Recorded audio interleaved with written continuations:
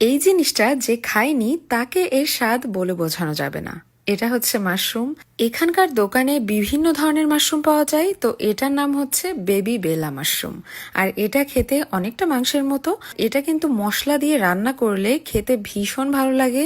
রুটির সাথে, পরোটার সাথে অথবা ভাতের সাথেও কিন্তু এটাকে সার্ভ করা যায়। আমি আজকে এই মাশরুমগুলো রান্না করব অনেক বেশি করে ঝাল দিয়ে মুরগির মাংসের সাথে, এবং এর আগেও আমি এভাবে রান্না করেছি, খেতে ভীষণ ভালো লাগে। তো সেজন্য প্রথমে মাশরুমের উপরে আমি একটা পেপার টাওয়াল দিয়ে মুছে নিলাম। মাশরুমটা কিন্তু একটা স্পঞ্জ, তো আপনি যদি এটা ধুয়ে রান্না করেন তাহলে কিন্তু এর মধ্যে অনেক জল ঢুকে যাবে। এগুলো যেহেতু চাষ করা মাশরুম, এর গায়ে কিন্তু কোনো রকম ময়লা আবর্জনা নেই, সেজন্য উপর থেকে মুছে নিলেই একদম পারফেক্টলি ক্লিন হয়ে যায়। তবে কেউ যদি চান অবশ্যই ধুয়ে নিতে পারবেন, সেক্ষেত্রে কিন্তু রান্নার সময় অনেকটা জল বের হবে এবং স্বাদেও অনেকটা ডিফারেন্ট লাগবে। তো সেজন্য প্রথমে আমি মাশরুমগুলোকে 4 টুকরা 6 টুকরা এভাবে করেই কেটে নিয়েছি। মাশরুমটা যেটা যতটা বড় সেভাবে কেটেছি। কেটে সেগুলো একপাশে রেখে দিয়েছি। আর এখন কড়াইতে দিয়ে দিয়েছি তেল, তারপর দিয়ে দিয়েছি গোটা মশলা, আর তারপর দিয়ে দিয়েছি পেঁয়াজ।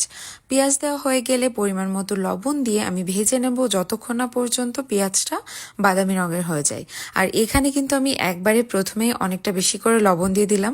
এবার দিয়ে দেব পরিমাণ মতো আদা বাটা, আর দিয়ে দেব রসুন বাটা। একটু আগেই আমি বেশ অনেকটা রসুন ব্লেন্ড করেছি, তো সেই ব্লেন্ডার ধোয়া জলটাই কিন্তু আমি এখানে দিয়ে দিলাম। আমি এবার জিনিস নষ্ট করতে একদমই পছন্দ করি না, তো সেজন্যই ব্লেন্ডারটা একদম ভালো করে ধুয়ে মুছে তারপর সেই জলটা আমি এর মধ্যে দিয়ে দিয়েছি। তো এবার দিয়ে দেবো হচ্ছে গুঁড়া মশলা। গুঁড়া মশলার মধ্যে এখানে দিয়েছি ধনিয়া গুঁড়া, জিরা গুঁড়া, হলুদ গুঁড়া, কাশ্মীরি লঙ্কার গুঁড়া, দিয়েছি মরিচের গুঁড়া, আর দিয়েছি গরম মশলার গুঁড়া। তো দিয়ে সবকিছু খুব ভালোভাবে একটু কষিয়ে নেব যতক্ষণ না পর্যন্ত তেল এবং মশলাগুলো আলাদা হয়ে যায়। তারপর এর মধ্যে দিয়ে দিলাম হচ্ছে মুরগির মাংস। এখানে প্রায় 1 কেজির একটু বেশি আছে। তো দেওয়া হয়ে গেলে আমি বেশ ভালো করে নাড়াচাড়া করে এবার ঢাকা দিয়ে দেব। 8-10 মিনিট পর ঢাকনাটা খুললাম, আর দেখতেই পারছেন যে বেশ অনেকটা পরিমাণে জল বের হয়েছে। তো তারপর এর মধ্যে দিয়ে দেব হচ্ছে কেটে রাখা মাশরুমগুলো। আর এখানে কিন্তু মাশরুমগুলো রান্নাটা শেষ হওয়ার অনেকটা আগে দিতে হবে, একদম লাস্টের পর্যায়ে দিলে কিন্তু ঠিকঠাক মতো রান্না হবে না। তো মাশরুমটা দেওয়া হয়ে গেলে আবার সবকিছু খুব ভালোভাবে মিশিয়ে নেব, আর দিয়ে দেব হচ্ছে আলু। এখানে আমি 2টা আলু কেটে নিয়েছি। এবার দিয়ে দেব হচ্ছে প্রয়োজন মতো জল। এখানে আমি দিলাম প্রায় 2 কাপের মতো।